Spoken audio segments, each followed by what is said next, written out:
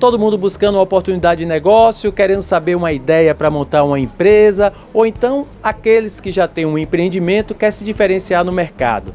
Esse talvez seja algum dos motivos que faz com que você nos acompanhe no programa O Que Dá Certo, essa parceria do Sebrae com a TV Câmara de Barreiras, trazendo histórias, inspiração e estratégia para que você possa fomentar negócios de sucesso na nossa cidade. E hoje nós vamos falar de um segmento que, só para vocês terem uma ideia, movimentou no ano passado 50 bilhões. É um mercado extremamente interessante.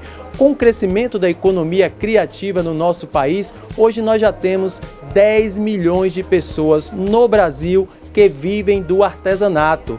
Mas tem algumas dicas bem interessantes para que você possa dar esse salto entre o artesão, o empreendedor e se tornar assim um empresário. É por isso que hoje a gente está aqui para falar com uma empreendedora que vai dividir um pouco da sua história com a gente e falar desse mercado que é tão antigo, mas que vem crescendo e inovando cada vez mais. E olha que o que começou me chamando a atenção foi justamente essa máquina de costura aqui. Eu acho que deve ter alguma coisa a ver com a história dela e eu gostaria de convidar aqui a Estela Santos, né, que é a nossa entrevistada de hoje. Estela, obrigado por ter atendido o nosso convite, né? Ela vai falar muito da história dela, compartilhar aqui com a gente algumas dicas. Mas Estela, inicialmente dando uma volta aqui na sua loja, o que já me chamou a atenção foi essa máquina aqui. Isso aqui tem a ver com o início do seu trabalho? Também tem. A minha bisavó, desde quando eu era pequena, a gente ia visitar ela. Ela estava lá costurando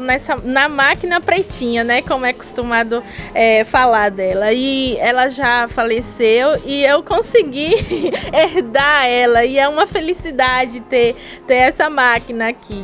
Ou seja, faz parte da sua história, né? E faz parte também do seu negócio. Mas nem sempre. Você não começou como artesã, é isso, Estela?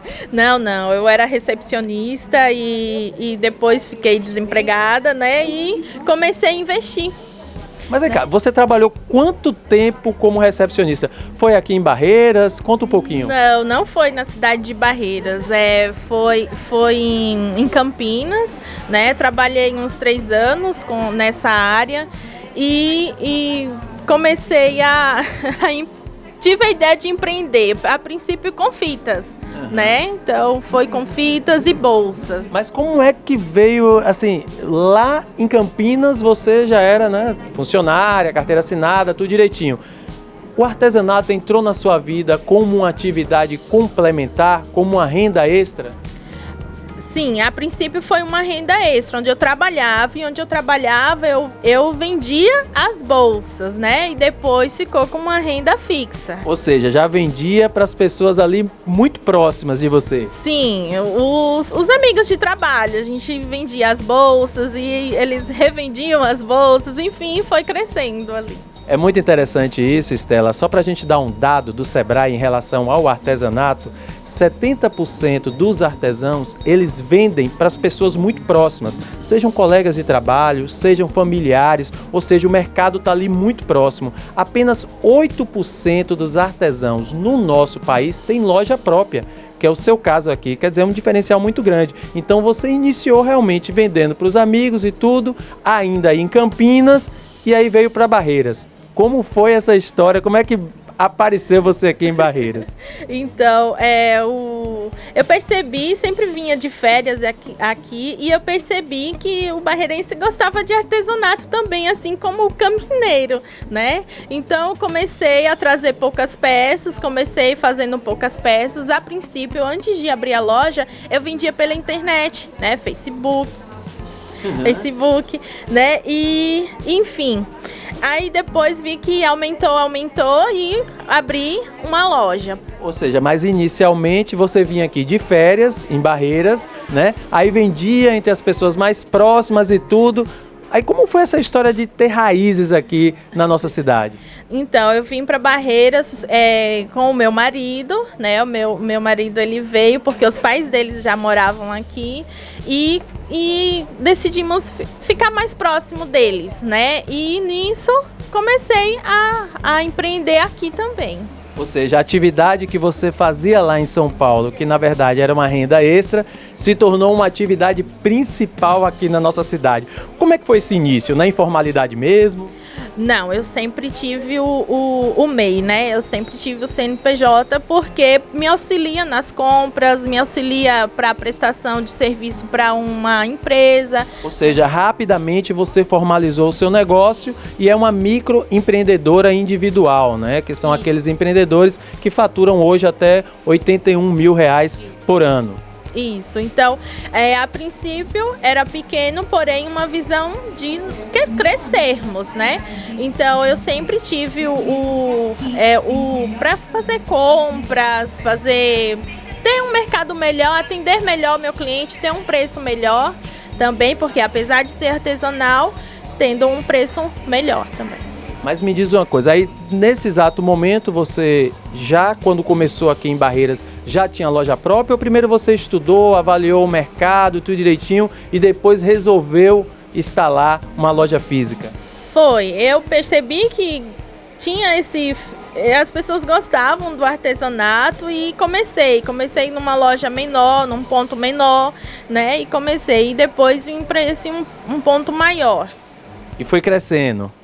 O que é que você acha que foi o grande salto que você deu no seu negócio quando você começou, né, a trabalhar aqui em Barreiras? Você disse assim, olha Emerson, esse aqui foi o grande divisor. Quando eu comecei a entrar nesse mercado ou fazer determinadas ações ou estratégias, eu percebi que começou a crescer, né? A venda, o número de clientes. Teve alguma coisa que você percebeu que foi o grande salto para que você conseguisse, né, crescer nesse mercado? As peças que eu faço muito pensando na qualidade de como eu queria receber, né, aquelas peças, né? Então, e também eu escuto o meu cliente, né? Então, um divisor bem grande é a gente sempre estar aprendendo. Apesar de ter esses anos de artesã, né? Eu sempre estou aprendendo com o meu cliente, né? Então, e fazer a peça bem feita, bem trabalhada, bem feita. Ah, então você primeiro foi ouvindo o cliente, entendendo, ou seja, o mercado de Barreiras era muito diferente do mercado de Campinas, São Paulo, onde você estava acostumada?